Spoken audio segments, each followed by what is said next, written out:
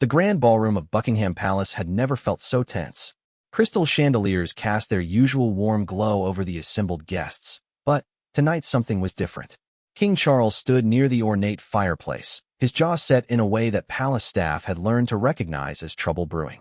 Across the room, Camilla's sister Annabelle chatted animatedly with several guests, completely unaware of the storm clouds gathering around her brother-in-law.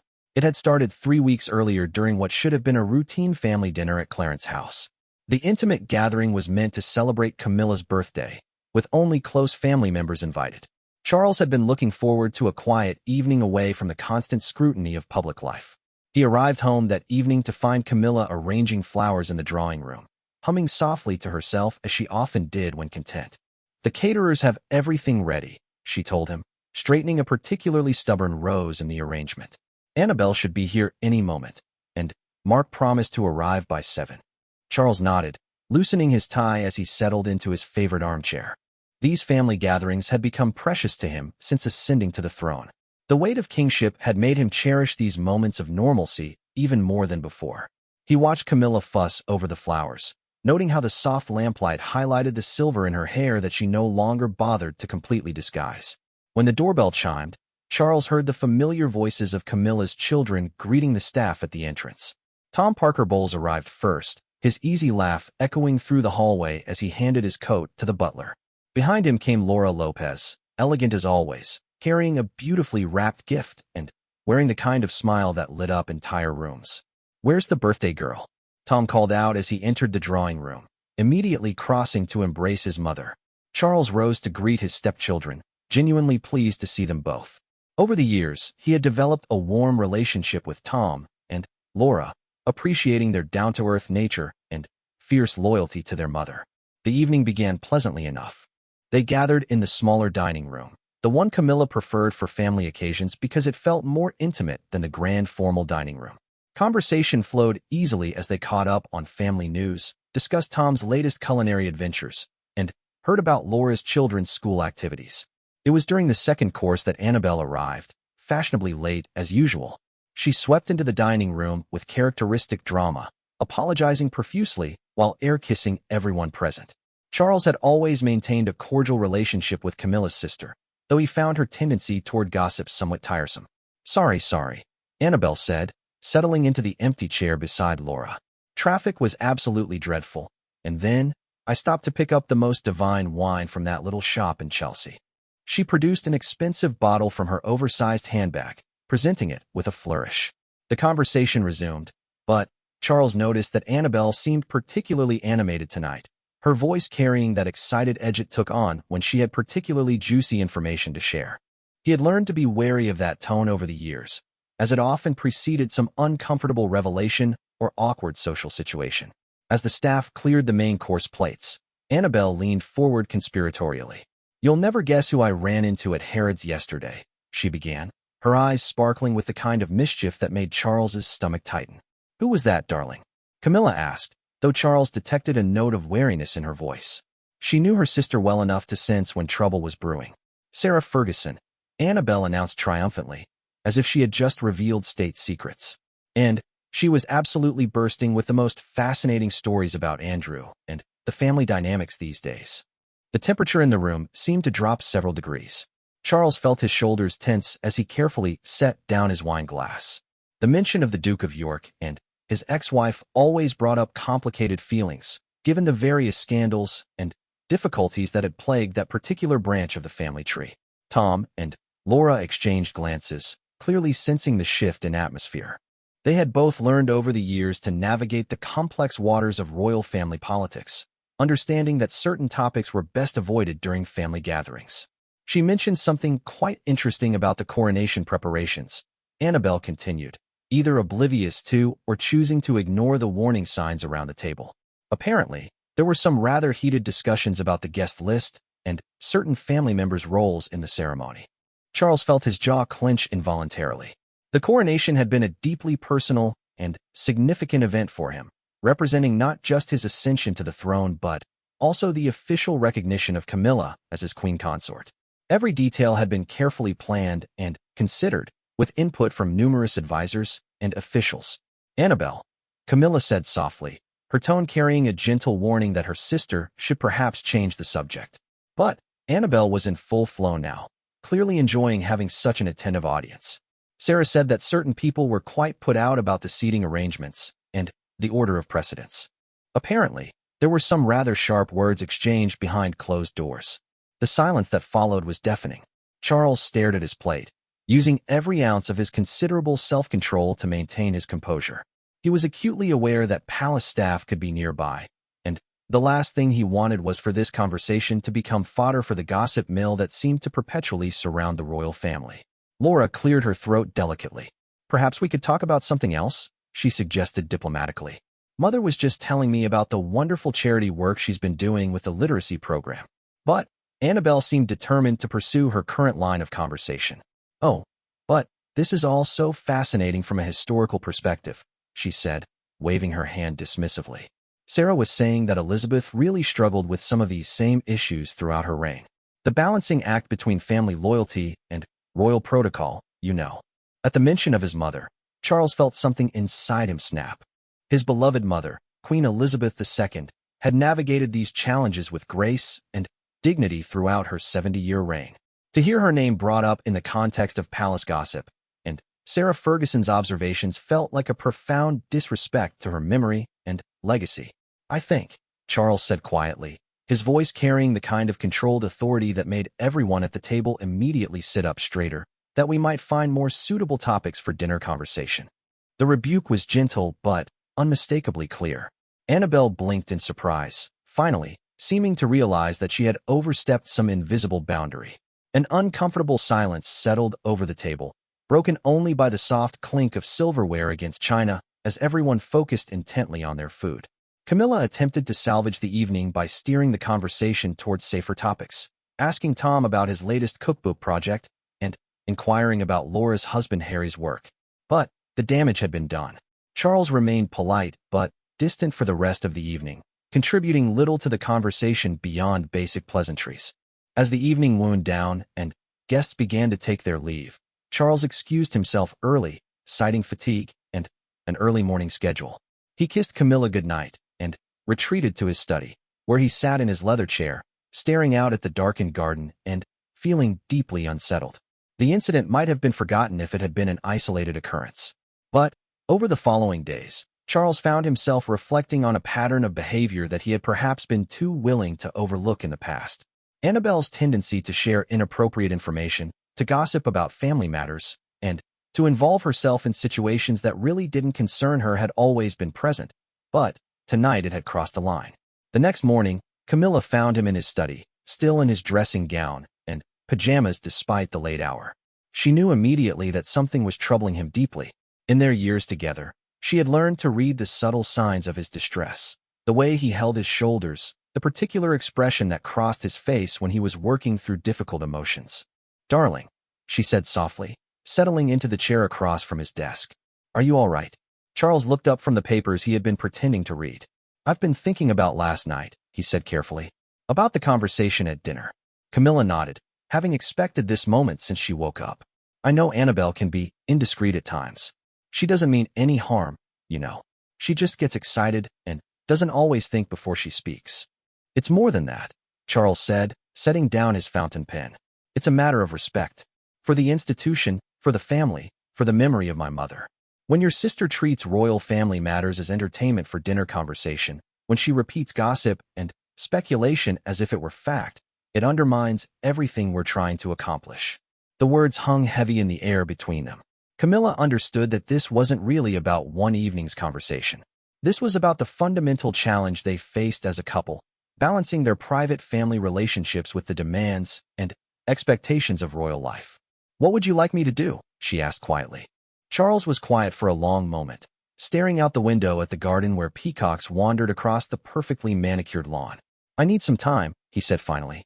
"Time to think about how we handle these situations going forward." That conversation had taken place 3 weeks ago, and in the time since, Charles had maintained a careful but unmistakable distance from Camilla's extended family.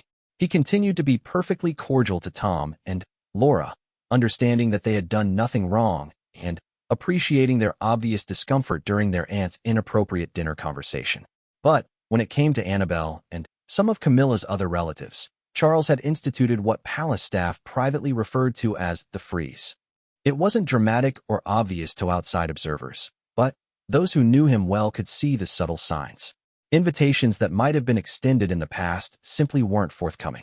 Social events that would normally have included Camilla's extended family were restructured to focus on more immediate family members. The palace staff had noticed the change immediately. Charles's private secretary had quietly adjusted guest lists for upcoming events, understanding without explicit instruction that certain names were no longer to be included. The household staff, trained to be observant and discreet, noted the absence of certain visitors who had previously been regular guests at Clarence's house. Camilla, for her part, found herself caught in an impossible position. She understood her husband's feelings and respected his need to protect the dignity of the monarchy. At the same time, these were members of her family, people she had known and loved long before she ever imagined herself in the role of queen consort. The tension came to a head on the night of the palace reception for Commonwealth dignitaries. It was a grand affair, the kind of event that showcased the monarchy at its most ceremonial and impressive. The guest list included heads of state, diplomats, and other high-ranking officials, along with selected members of the royal family and their closest associates.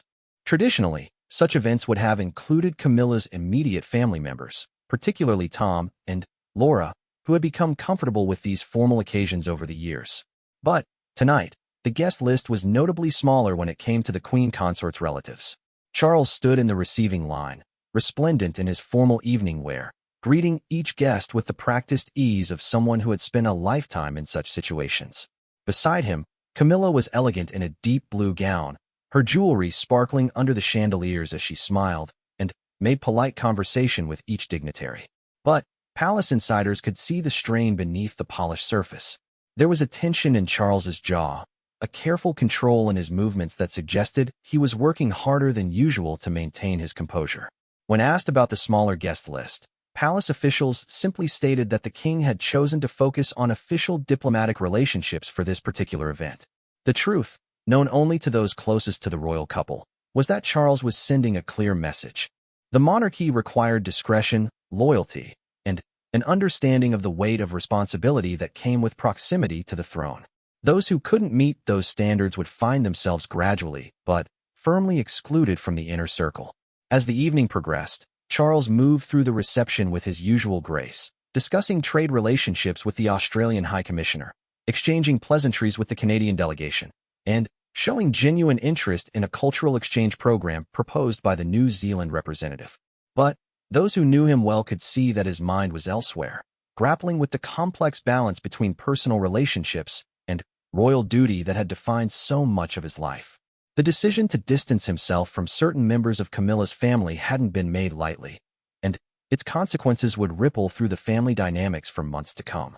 In quiet moments between conversations with dignitaries, Charles found himself thinking about his mother and the countless similar decisions she had been forced to make throughout her reign. The monarchy required sacrifice, not just from those who wore the crown, but from everyone in their orbit. It was a lesson he was still learning, even after decades of royal life.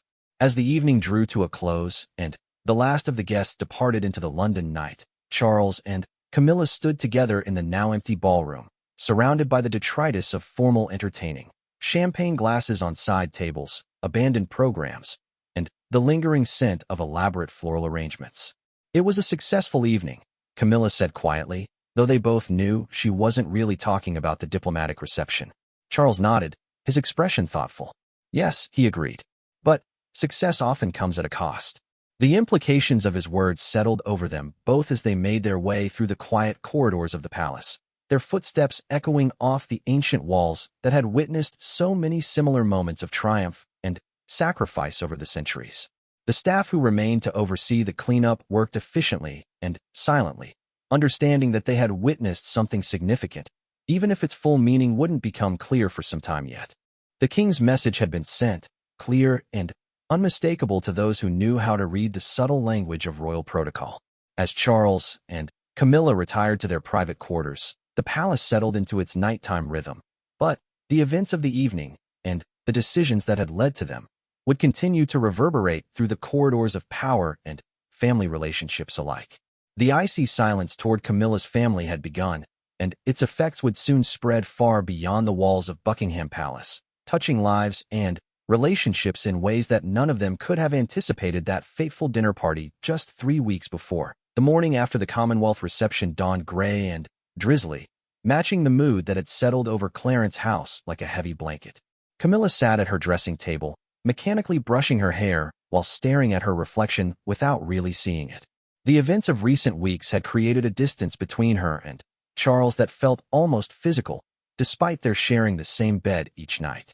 In the breakfast room downstairs, Charles sat alone at the polished mahogany table, his usual morning routine disrupted by the weight of unspoken tensions. The Times lay folded beside his plate, its headlines about international relations and domestic policy seeming almost trivial compared to the diplomatic crisis unfolding within his own household. The palace staff moved through their duties with the kind of heightened awareness that comes from living in close proximity to unresolved conflict. Mrs. Henderson, the head housekeeper, had noticed the way conversation stopped when either the king or queen consort entered a room. The butler, Williams, found himself carefully navigating between their separate schedules, ensuring that neither was surprised by unexpected encounters that might prove uncomfortable. The first real test of Charles's new policy came the following Tuesday, when Tom Parker Bowles called to invite his mother and stepfather for Sunday lunch at his country home. It was the kind of informal family gathering that had become a cherished tradition over the years, offering both Charles and Camilla a chance to escape the pressures of royal life and simply be grandparents and family members. Camilla took the call in her private sitting room, a space she had decorated with personal photographs and comfortable furniture that reflected her own taste rather than royal tradition. As she listened to her son's enthusiastic description of the menu he was planning and his children's excitement about seeing their step-grandfather, she felt her heart sink. "That sounds wonderful, darling," she said, trying to keep her voice light. "Let me speak with Charles and get back to you about our schedules." But even as she spoke the words, Camilla knew what the answer would be. The invisible wall that Charles had erected wasn't just about formal palace events or official functions. It extended to every aspect of their shared life, including the casual family gatherings that had once brought him such genuine joy. When she approached Charles about the invitation, she found him in his study, surrounded by red boxes filled with government papers requiring his attention. He looked up when she entered, his expression carefully neutral in a way that had become all too familiar. "Tom has invited us for Sunday lunch," she began, settling into the chair across from his desk. "He's particularly excited about trying out some new recipes, and the children are asking specifically about when they'll see you next." Charles set down his fountain pen and leaned back in his leather chair. The silence stretched between them for several long moments, filled with all the words they weren't saying to each other. "I think it would be better if you went without me," he said finally. "I have several briefings to review, and the Archbishop of Canterbury is coming for tea on Sunday afternoon to discuss some upcoming church appointments." Camilla nodded slowly, though they both knew that his Sunday schedule could easily be rearranged if he wanted to attend the family lunch. The Archbishop's visit could be moved to another day, and the briefings could wait until evening. But Charles was choosing not to participate, and his reasons had nothing to do with official duties. "The children will be disappointed," she said quietly. "I'm sure Tom will keep them entertained," Charles replied, already reaching for his pen to signal that the conversation was over. "Please give them my regards." The dismissal was polite, but unmistakable.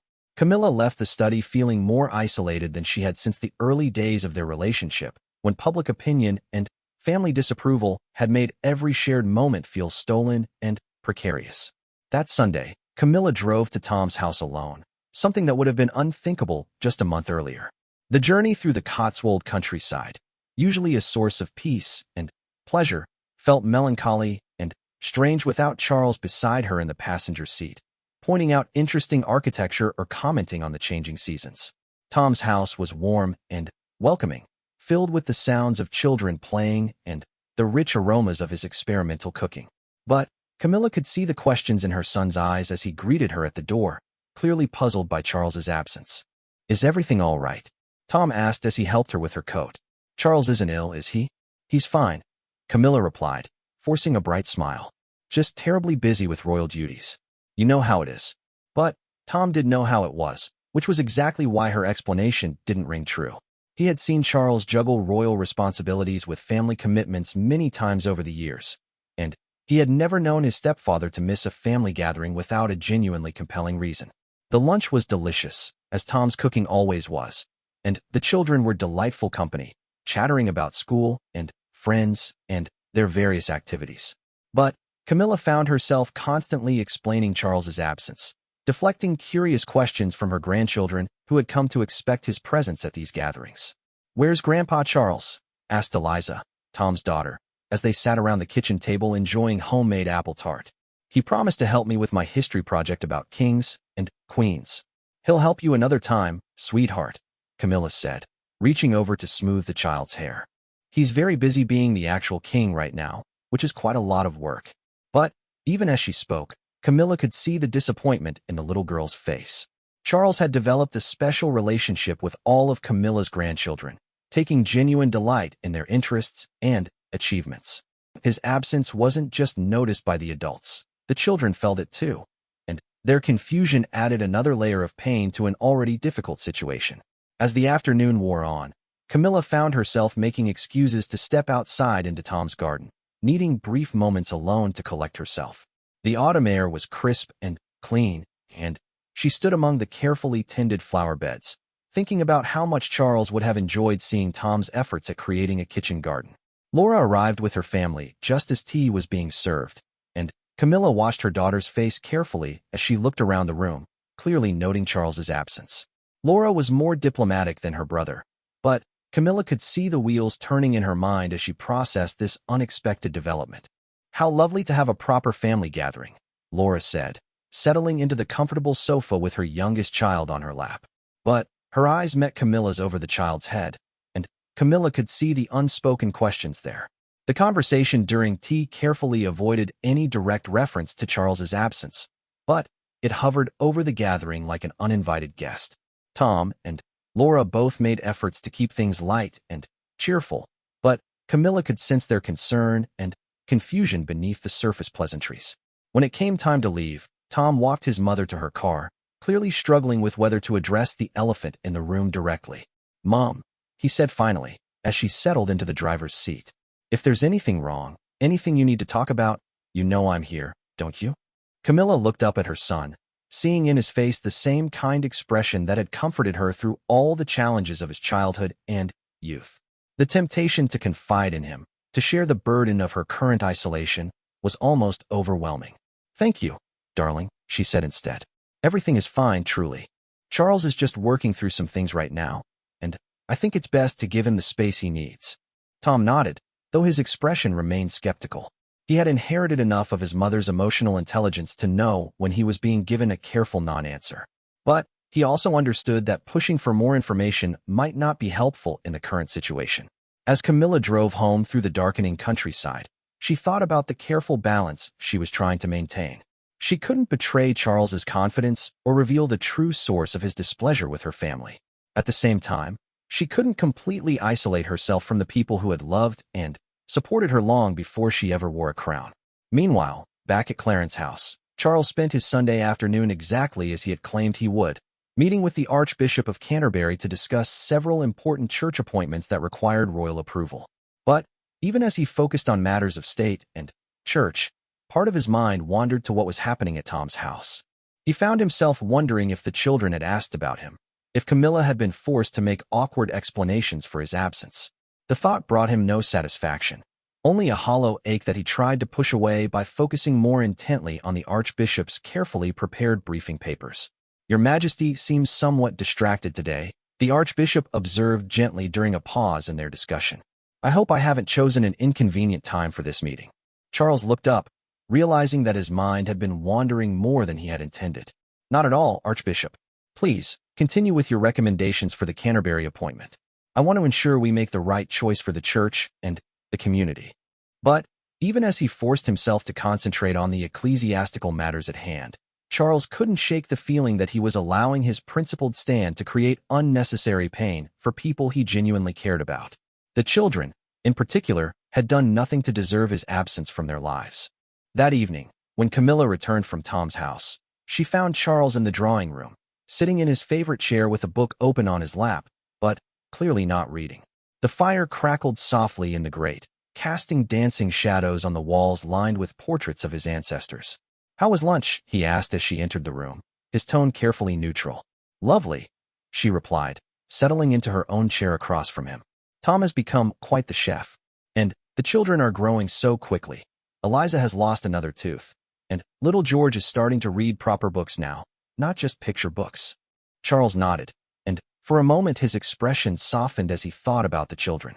They had brought such joy into his life, reminding him of the simple pleasures of being a grandfather rather than a king. "They asked about you," Camilla continued quietly. "Eliza was particularly disappointed that you couldn't help her with her history project as promised." The words hung in the air between them, not accusatory, but factual. Charles felt a stab of guilt as he thought about the little girl's excitement when he had promised to help her learn about previous monarchs, sharing stories that weren't in her textbooks. "I'm sure you explained appropriately," he said after a moment. "I told them you were busy with royal duties," Camilla replied. "Which is true, as far as it goes." The qualifier was gentle but unmistakable. They both knew that his absence had been a choice, not a necessity, and the consequences of that choice were rippling outward in ways that neither of them had fully anticipated. As they sat in the comfortable silence that had once been companionable but now felt heavy with unspoken tensions, both Charles and Camilla found themselves thinking about the path that had led them to this moment. The king's attempt to draw clear boundaries around his family relationships had succeeded in making his point, but it had also created new problems that seemed to grow more complex with each passing day. Outside the windows of Clarence House, London continued its ancient rhythm, unaware of the personal drama playing out within the walls of the royal residence. But, inside, two people who had weathered many storms together found themselves navigating uncharted waters, each trying to balance love with principle, family with duty, and personal feelings with the weight of royal responsibility. The silence toward Camilla's family had achieved its intended effect of sending a clear message about appropriate behavior and discretion. But it had also opened up new wounds and created new tensions that would prove far more difficult to heal than anyone had anticipated.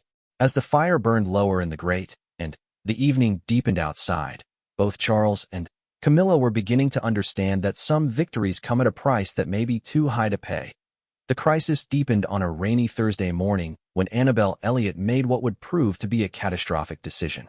Frustrated by her sudden exclusion from royal events, and unable to understand the reasons behind Charles's cold treatment, she decided to take matters into her own hands. The morning newspapers had been full of speculation about tensions within the royal household, and Annabel convinced herself that she could clear the air with a direct conversation. She arrived at Clarence House unannounced, something that would have been unthinkable during the height of royal protocol, but which she felt justified given her family relationship.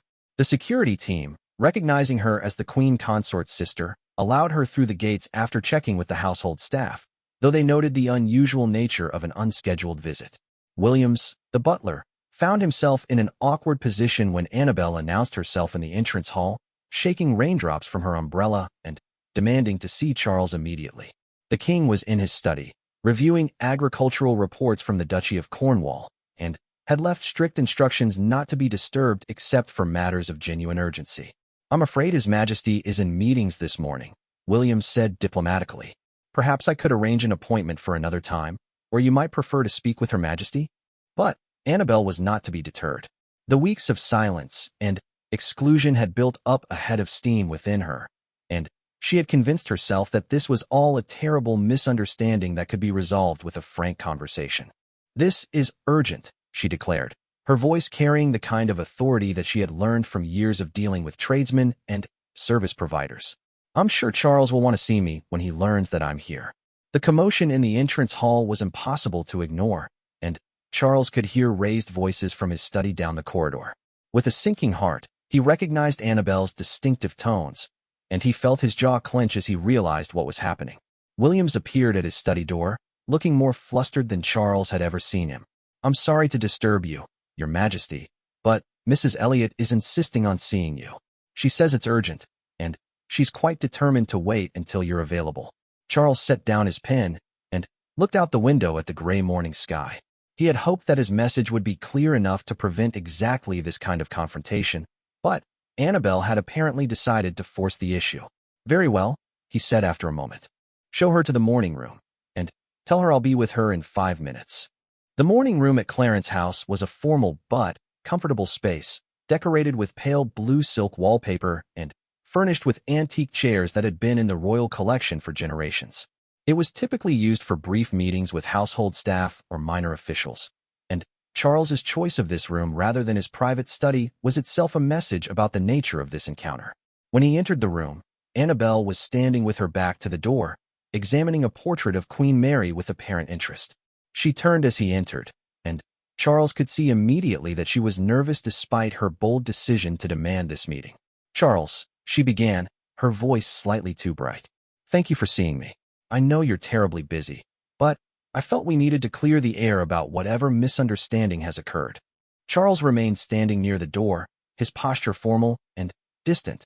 He did not invite Annabelle to sit, nor did he offer any of the usual pleasantries that would normally begin such an encounter.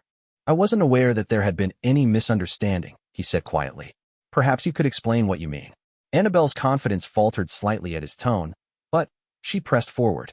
"Well, it's just that I've noticed I haven't been invited to recent family events, and I thought perhaps there had been some confusion about dates or guest lists. I wanted to make sure you knew that I'm always available for royal functions, and I hope I haven't done anything to give offense." The careful phrasing was meant to give both of them an opportunity to pretend that his exclusion of her had been accidental rather than deliberate. But Charles had no intention of accepting this face-saving interpretation of events. "There has been no confusion about guest lists," he said. "Invitations are extended deliberately and with careful consideration of what is appropriate for each occasion." The words were spoken quietly, but their meaning was unmistakable. Annabelle felt her cheeks flush as she realized that her exclusion had indeed been intentional, and that Charles was not going to pretend otherwise. "I see," she said, her voice becoming defensive. "And may I ask what I've done to warrant this treatment? I thought we had always gotten along well, and I've certainly never intended any disrespect." Charles studied her face for a moment, noting the genuine confusion mixed with indignation in her expression. Part of him felt sorry for her, recognizing that she truly didn't understand the severity of her breach of protocol. But his sympathy was tempered by frustration at her inability to grasp the basic requirements of discretion that came with proximity to the royal family. "Discretion," he said finally, "is not merely about avoiding intentional disrespect. It's about understanding that certain information, certain conversations, and certain observations should remain private. When family dinners become sources of palace gossip, when private family matters are treated as entertainment, trust is broken." Annabelle's eyes widened as she realized he was referring to the dinner party conversation about the coronation and Sarah Ferguson's comments. "But that was just casual conversation," she protested. "I didn't mean any harm. Sarah was simply sharing some interesting observations about royal protocol, and I thought it was fascinating from a historical perspective." "Fascinating," Charles repeated, his voice taking on an edge that made Annabelle step back involuntarily. "My mother's legacy, my coronation, my family's private business. These things are fascinating entertainment for dinner party conversation?" The temperature in the room seemed to drop several degrees. Annabelle realized that she had fundamentally misjudged both the situation and Charles's reaction to it. What she had seen as innocent gossip, he viewed as a profound betrayal of trust and discretion. "I never thought of it that way," she said weakly. "I certainly didn't mean to betray any confidences or cause any problems." "Intent," Charles said, "is less important than impact. The monarchy depends on trust, discretion, and an understanding that proximity to the royal family comes with responsibilities as well as privileges. When those responsibilities are not taken seriously, privileges must be reconsidered." The formality of his language made clear that this was not just a family disagreement, but an official royal censure. Annabelle felt tears prick at her eyes as she realized the full scope of what was happening. "What can I do to make this right?" she asked. "I truly am sorry if I've caused problems. Camilla is my sister, and I love her dearly. I would never want to create difficulties for her or for you." Charles's expression softened slightly at the mention of Camilla, but his resolve remained firm. "The damage isn't easily undone," he said. "Trust, once broken, takes time and demonstrated reliability to rebuild. At this point, the best thing you can do is understand why discretion is so important and commit to maintaining it in the future." "And until then?" Annabelle asked, though she dreaded the answer. Until then, it would be best if family gatherings remained small and intimate, focused on immediate family members who understand the responsibilities that come with our positions. The dismissal was clear, though delivered with typical royal courtesy. Annabelle nodded slowly, finally, understanding that this conversation was not going to result in the reconciliation she had hoped for. "I should go," she said. "Thank you for explaining your position. I hope that in time, we can find a way forward." Charles inclined his head formally. "Williams will see you out," he said. And then, he was gone, leaving Annabelle alone in the morning room with the weight of her new understanding settling heavily on her shoulders.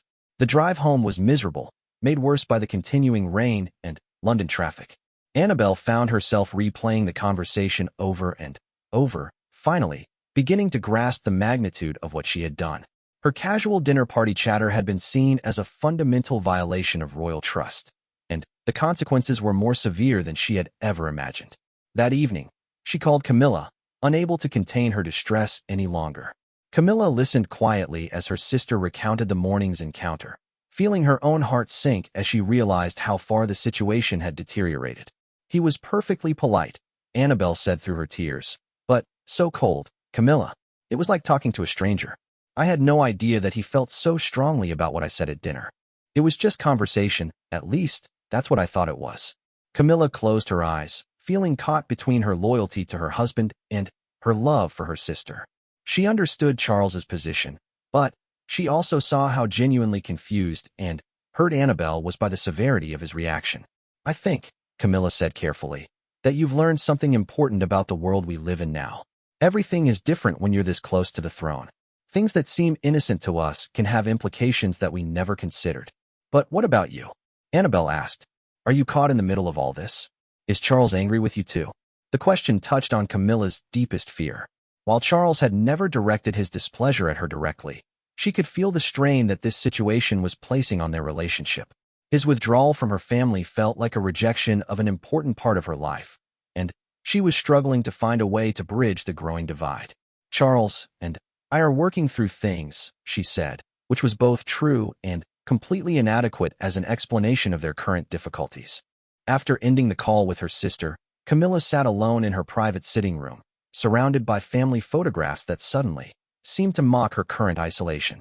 Pictures of happy family gatherings, Christmas mornings with grandchildren, casual dinners where everyone laughed and talked without worry about protocol or consequences. All of it felt like it belonged to someone else's life.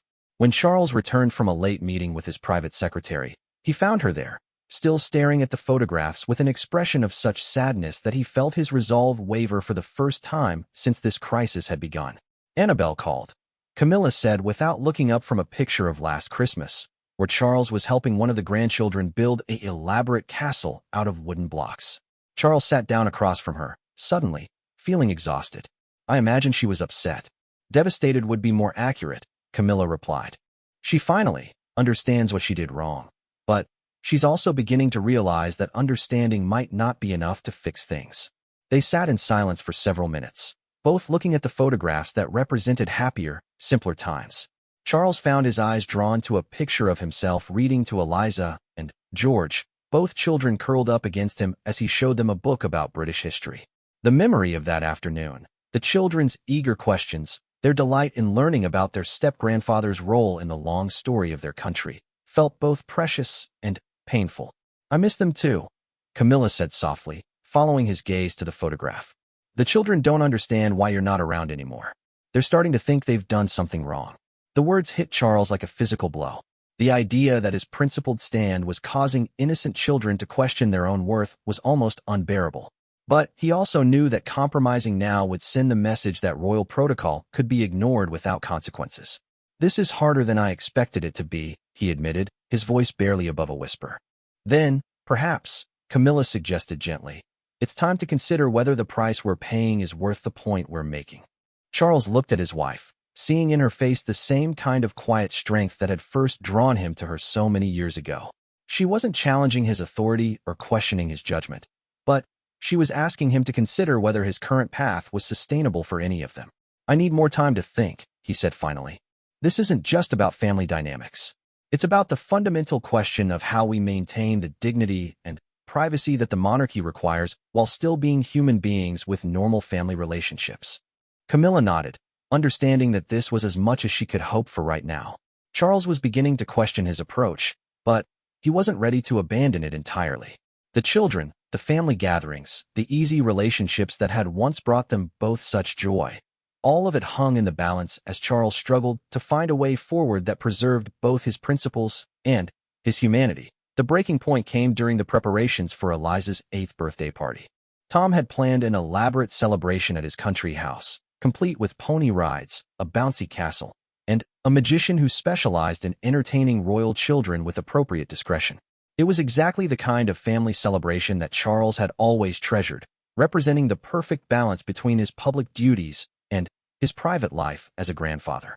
For 3 weeks, Eliza had been excitedly telling anyone who would listen about her upcoming party, with special emphasis on the magic show that Grandpa Charles had promised to help arrange. She had developed an fascination with stage magic after attending a charity performance earlier in the year, and Charles had encouraged her interest by teaching her simple card tricks and promising to introduce her to a professional magician. The invitation arrived at Clarence's house on elegant cream cardstock, written in Tom's careful handwriting.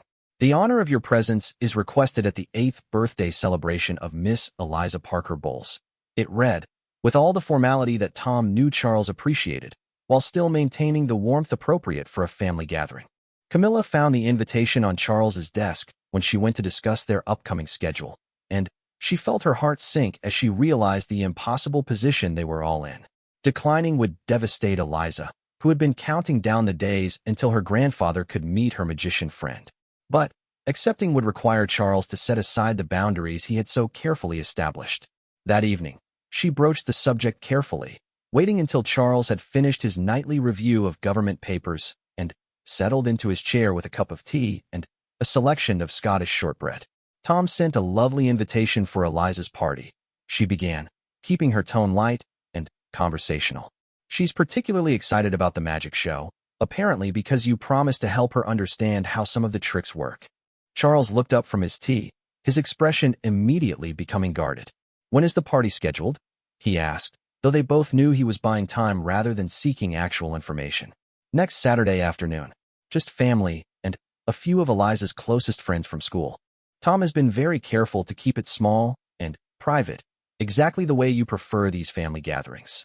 The careful emphasis on privacy and discretion was Camilla's way of acknowledging Charles's concerns while highlighting that this particular event would not involve the kinds of complications that had caused their original rift. Charles set down his teacup and walked to the window, looking out at the evening garden where peacocks wandered across the lawn in the gathering dusk. For several minutes, he stood there in silence while Camilla waited, understanding that he was weighing competing loyalties and responsibilities. Has Annabelle been invited? He asked finally. I don't know, Camilla replied honestly, but I could find out. Tom is very aware of the current situation, and he's been trying to navigate it as carefully as possible. Charles nodded slowly, appreciating that Tom had been making efforts to respect the boundaries that had been established. The young man had shown wisdom and discretion throughout this difficult period, never pressing for explanations or trying to force conversations that might make things more complicated. I promised Eliza I would help her understand stage magic, Charles said quietly, more to himself than to Camilla. She's been reading books about famous magicians and practicing card tricks that I taught her. She's counting on me to be there. The pain in his voice was unmistakable. Charles had always taken his promises to children seriously, understanding that breaking faith with the young was one of the most serious failures an adult could commit. His own childhood had been shaped by adults who didn't always keep their word, and he had vowed never to repeat that pattern with his own grandchildren. She would understand if you couldn't make it, Camilla said gently. Children are remarkably resilient, and she adores you enough to forgive almost anything. But even as she spoke the words, Camilla knew they weren't entirely true.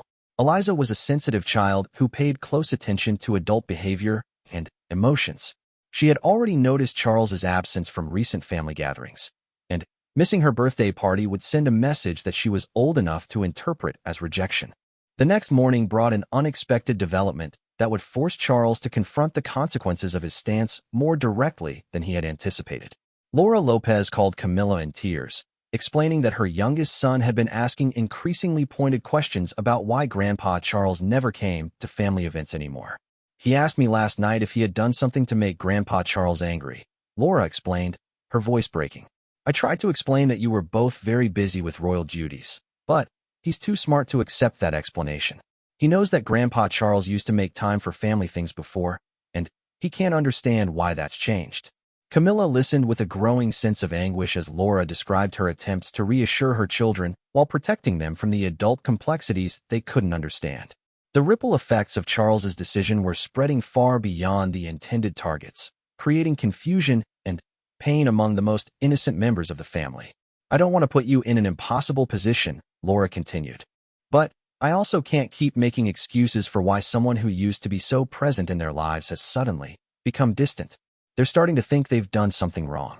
After ending the call, Camilla sat alone in her sitting room, surrounded by school photographs and finger paintings that the grandchildren had given her over the years. Each image represented moments of joy and connection that now felt fragile and threatened by forces beyond the children's understanding or control.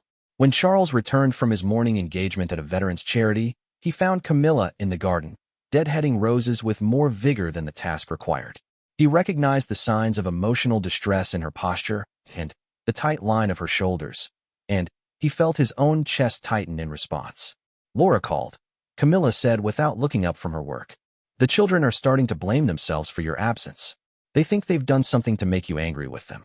The words hit Charles like a physical blow. He sank onto the nearby bench, suddenly, feeling every one of his 75 years. The idea that his principled stand was causing innocent children to question their own worth was exactly the kind of unintended consequence he had been hoping to avoid. That was never my intention, he said quietly. I know, Camilla replied, finally, looking up from her gardening. But intent doesn't always align with impact, as someone recently reminded me. The gentle irony in her voice wasn't lost on Charles, who recognized his own words from the confrontation with Annabelle being reflected back at him. The situation had become a mirror, forcing him to see the contradictions in his own position. What would you have me do? He asked, genuine confusion evident in his voice. Compromise my principles? Pretend that discretion and respect for royal protocol don't matter? Where do we draw the line between being a family and being representatives of the crown? Camilla set down her gardening shears and sat beside him on the bench, her muddy gloves clasped in her lap. For several minutes, they sat together in the peaceful garden, watching the peacocks and listening to the distant sounds of London traffic beyond the walls of their private sanctuary. Perhaps, she said finally, the line doesn't have to be drawn in permanent ink. Perhaps it can be adjusted based on circumstances, with discretion and wisdom rather than rigid rules. Charles considered her words carefully. Throughout his life, he had struggled with the balance between flexibility and consistency, understanding that both were necessary for effective leadership, but that they sometimes seemed to contradict each other. Eliza's party, he said after a long pause. If I were to attend, what assurances would I have that it would remain genuinely private and family-focused? Hope flickered in Camilla's eyes, but she was careful not to let it show too prominently. Tom has always been careful about privacy. He understands the importance of keeping family matters within the family, and he's been particularly conscious of your concerns since this situation began. And the guest list? Charles asked. I could speak with Tom about ensuring that it includes only immediate family and Eliza's closest school friends. No extended family members who might not understand the importance of discretion. The careful phrasing made clear that Annabelle would not be invited, at least not to this particular gathering. Charles appreciated that Camilla understood his need for gradual steps rather than sudden reversals of position. I made a promise to that little girl, Charles said, his voice softening as he thought about Eliza's excited chatter about magic tricks. Breaking promises to children is something I swore I would never do. Then, perhaps, Camilla suggested gently, this could be an opportunity to keep that promise while also establishing new boundaries that everyone can understand and respect. Charles nodded slowly, beginning to see a possible path forward that might preserve both his principles and his relationship with the children he had come to love so deeply. The compromise wouldn't solve all their problems, but it might represent a first step toward healing the wounds that his rigid stance had inadvertently created. That afternoon, Charles called Tom directly, something he had not done since the crisis began. The conversation was brief and carefully formal, but it contained an important message of reconciliation and renewed trust. "I understand Eliza is having a birthday celebration," Charles said without preamble. "Yes, sir," Tom replied, his relief evident even over the telephone. "She's been very excited about it, particularly about the magic show. She's been practicing the card tricks you taught her, hoping to show them to the magician." "I would be honored to attend," Charles said formally, "provided that the gathering remains intimate and family-focused." "Of course, sir. It will be only immediate family and 3 of her closest friends from school. I've been very careful about the guest list, understanding how important privacy is to you." The assurance was exactly what Charles needed to hear, confirming that Tom understood the lessons of recent weeks and was committed to maintaining the boundaries that royal life required. When Charles shared the news with Camilla that evening, she smiled for the first time in weeks with genuine happiness rather than diplomatic courtesy. The rift in their family relationships was far from completely healed, but this first step toward reconciliation represented hope for a more sustainable balance between royal duty and human connection. "Eliza will be thrilled," Camilla said. "She's been worrying that she said something wrong to upset you." "I'll make sure she knows that she's done nothing wrong," Charles replied. Children should never have to carry the burden of adult complications. As they prepared for bed that night, both Charles and Camilla felt cautiously optimistic about the path forward. The party would be a test of whether it was possible to maintain family relationships while still upholding the standards of discretion and privacy that royal life demanded. The decision to attend Eliza's party represented more than just a grandfather's desire to keep a promise to his granddaughter. It was an acknowledgement that absolute positions sometimes create more problems than they solve, and that wisdom lies in finding sustainable compromises rather than rigid adherence to principle. But even as they prepared to take this first step toward healing their family relationships, both Charles and Camilla understood that larger questions remained unresolved. The fundamental tension between royal duty and family life would continue to require careful navigation, and the consequences of the past weeks had created new sensitivities that would need ongoing attention. The icy silence was beginning to thaw, but the process of rebuilding trust and finding new equilibrium would prove to be far more complex than either of them had anticipated. Eliza's 8th birthday party dawned bright and clear, with the kind of crisp autumn sunshine that seemed to promise good things ahead. Charles woke earlier than usual, feeling a mixture of anticipation and nervousness that reminded him of his own childhood birthday parties, when every detail seemed monumentally important and the possibility of disappointment loomed large. As he dressed carefully in casual country clothes, a decision that had required more thought than usual, given the symbolic importance of striking the right tone, Charles reflected on how much this single afternoon had come to represent. It was more than just a child's birthday party. It was a test of whether the royal family could find ways to be genuinely human while still maintaining the dignity and discretion that their positions required. Camilla was already downstairs when he arrived in the breakfast room, wearing a soft blue dress that he recognized as one of Eliza's favorites. She looked more relaxed than she had in weeks, though he could see the careful hope in her eyes as she watched him settle into his chair. "Tom called this morning to confirm the timing," she said, pouring Charles's tea with the kind of focused attention that suggested nervous energy. "The magician arrives at 3, and Eliza specifically requested that you be there when he sets up so you can see how the tricks are prepared." Charles smiled, remembering the little girl's fascination with the mechanics behind magical illusions. She had inherited her grandfather's analytical mind, always wanting to understand how things worked rather than simply accepting them at face value. "Has she been practicing the card tricks I taught her?" he asked. "Obsessively," Camilla laughed. "According to Tom, she's been performing them for anyone who will watch, including the mailman and the woman who delivers groceries.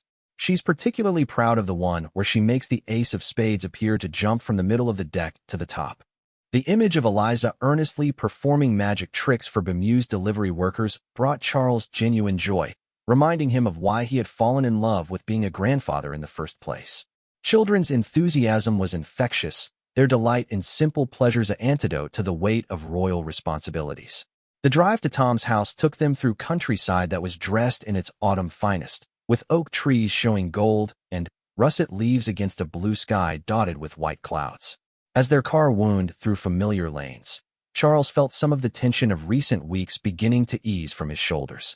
Tom's house came into view around a bend in the lane, looking welcoming and festive with balloons tied to the garden gate and bunting stretched between the apple trees. Charles could see children playing on the lawn, their laughter carrying across the morning air like music. "Grandpa Charles." Eliza's voice rang out before their car had even come to a complete stop. She burst through the front door wearing a party dress covered in sparkles, her face bright with excitement that made Charles's chest tighten with emotion. He barely had time to step out of the car before she launched herself into his arms, hugging him with the fierce intensity that only children can manage. For a moment, all the complications of recent weeks fell away, leaving only the simple joy of a grandfather reunited with a beloved granddaughter. "I thought you might not come," Eliza whispered against his ear, her honest words cutting straight to his heart. "I promised I would be here," Charles said, holding her close. "And I always keep my promises to you." Tom appeared in the doorway, his relief evident in his broad smile as he watched his daughter's reunion with her step-grandfather. The young man had been walking a diplomatic tightrope for weeks, trying to maintain family relationships while respecting the boundaries that Charles had established. "Welcome back, sir," Tom said formally, though his warmth was genuine. "Eliza has been counting down the hours until you arrived." As they made their way into the house, Charles was struck by how normal everything felt. The familiar sense of Tom's cooking, the sound of children playing, the comfortable chaos of a family celebration. It all served to remind him what he had been missing during his weeks of self-imposed exile. Laura arrived shortly after with her family, and Charles felt another wave of emotion as her children ran to greet him with the same enthusiasm as Eliza. Young George, now 5 years old, immediately began chattering about his progress with the dinosaur book that Charles had given him for Christmas, while his older sister shyly showed off a gap where she had lost her first tooth. "We saved it for the tooth fairy," she announced importantly. "Mummy said to tell you because you like to know about important things like that." Charles knelt down to examine the gap in her smile with appropriate seriousness, understanding that this was indeed important news in her world. The simple interaction reminded him of how much he had missed these glimpses into the children's lives, their small triumphs, and discoveries that meant everything to them. As the afternoon progressed, Charles found himself relaxing into the rhythm of family life that had once come so naturally. He helped with party games, admired birthday presents, and engaged in the kind of conversations with the children that had always brought him such pleasure. The magician arrived precisely at 3 o'clock, a distinguished gentleman in his 60s who specialized in entertaining young audiences while maintaining the kind of discretion that high-profile families required. Charles was impressed by his professionalism as he set up his equipment, explaining to Eliza how certain tricks worked while preserving the mystery of others. "The key to good magic," the magician told his eager audience, "is misdirection. You make people look where you want them to look, so they don't see what you're really doing." Charles found himself thinking about the parallels to royal life, where public attention was carefully managed and private moments protected through strategic revelation and concealment. Perhaps there were lessons here about finding the right balance between transparency and privacy. Eliza's performance of her card tricks was the highlight of the afternoon for Charles. She had practiced diligently, and her execution was surprisingly smooth for such a young performer. But what touched him most was her obvious pride in demonstrating what he had taught her, the way she looked to him for approval and encouragement throughout her routine. "That was excellent," the professional magician told her with genuine admiration. "You have real talent for this. Have you considered joining a young magician's club?" The suggestion sparked an animated conversation about magic lessons and local clubs, with Eliza looking hopefully at her father and then at Charles, clearly hoping for support for this new interest. "I think magic lessons would be wonderful," Charles said. "Perhaps we could find a teacher who could work with you regularly, and I could attend some sessions when my schedule permits." The promise delighted Eliza and represented another small step back toward normal family relationships. Charles was offering not just approval but ongoing involvement in her interests, something that had been missing during the difficult weeks of his withdrawal. As the party wound down and guests began to leave, Charles lingered in Tom's garden, helping to collect balloons and watching the children play one final game before it was time to go home. The afternoon had been exactly what he had hoped it would be, genuinely family-focused, appropriately private, and free from the complications that had triggered his original concerns. "Thank you for coming," Tom said as they stood together watching Eliza demonstrate a card trick to her departing friends. "It meant more to her than you probably realize." "It meant a great deal to me as well," Charles replied honestly. "I had forgotten how much joy these gatherings bring to my life. The children's enthusiasm is infectious. It reminds me why family relationships are worth protecting." The careful phrasing acknowledged both the pleasure of the afternoon and the ongoing need for appropriate boundaries. Charles was returning to family life, but with a new awareness of the balance required to maintain both royal dignity and human connections. As they drove home through the darkening countryside, Camilla reached over to squeeze Charles's hand. "Thank you," she said simply, "for keeping your promise to Eliza, and for giving all of us another chance." "I realized something important today," Charles replied, watching the lights of villages pass by their windows. "Isolation isn't the same as protection. By cutting myself off from family relationships, I wasn't preserving royal dignity. I was diminishing the very human connections that make the monarchy meaningful." The insight represented a fundamental shift in Charles's understanding of his role. Rather than seeing family relationships as potential threats to royal protocol, he was beginning to understand them as essential elements of what made the monarchy relevant and relatable to ordinary people. "What about Annabelle?" Camilla asked carefully, knowing that this remained the most difficult aspect of their family situation. Charles was quiet for several minutes, considering the question that he had been avoiding throughout the afternoon. His sister-in-law's breach of discretion had triggered this entire crisis, but the events of recent weeks had taught him that absolute exclusion came with costs that might be too high to sustain. "I think," he said slowly, "that there might be ways to include her in family gatherings while being very clear about boundaries and expectations. But it would require genuine understanding on her part about why discretion matters, not just compliance out of fear of exclusion." The suggestion represented a possible path toward healing the deepest wound in their family relationships. Charles wasn't ready to simply forgive and forget, but he was beginning to see possibilities for gradual reconciliation based on demonstrated understanding rather than punitive isolation. Over the following weeks, this new approach began to take shape through careful conversations and gradually expanding family gatherings. Charles made it clear that attendance at royal family events was a privilege that came with serious responsibilities, but he also demonstrated that those responsibilities could be learned and respected. Annabelle's return to family gatherings was conditional and gradual, beginning with brief visits where her behavior could be observed and assessed. She had clearly learned from her confrontation with Charles, approaching conversations about royal life with newfound caution and respect for boundaries. The children, blissfully unaware of the adult complexities that had temporarily disrupted their family relationships, simply enjoyed having their grandfather back in their lives. Eliza continued her magic lessons with Charles's enthusiastic support, and the other grandchildren resumed their easy relationships with him as if the difficult weeks had never happened. For Charles and Camilla, the crisis had ultimately strengthened their relationship by forcing them to confront fundamental questions about balancing royal duty with human needs. They had learned that absolute positions often create more problems than they solve, and that wisdom lies in finding sustainable compromises rather than rigid adherence to principle. The palace staff observed these changes with professional discretion but private relief. The tension that had pervaded Clarence's house for weeks gradually lifted, replaced by the kind of warmth and family feeling that had always made working for the royal couple a pleasure rather than merely a duty. As autumn turned to winter and the family settled into new rhythms that accommodated both royal protocol and genuine family relationships, Charles reflected on the lessons learned during those difficult weeks. The icy silence had served its purpose in establishing important boundaries, but its ultimate value lay in the deeper understanding it had created about the delicate balance between public duty and private love. The monarchy, he had learned, was strongest not when it stood apart from human feeling, but when it found ways to honor both tradition and the authentic relationships that gave life meaning. The silence had ended, but its echoes would continue to inform how the royal family navigated the complex waters of duty, discretion, and love for years to come.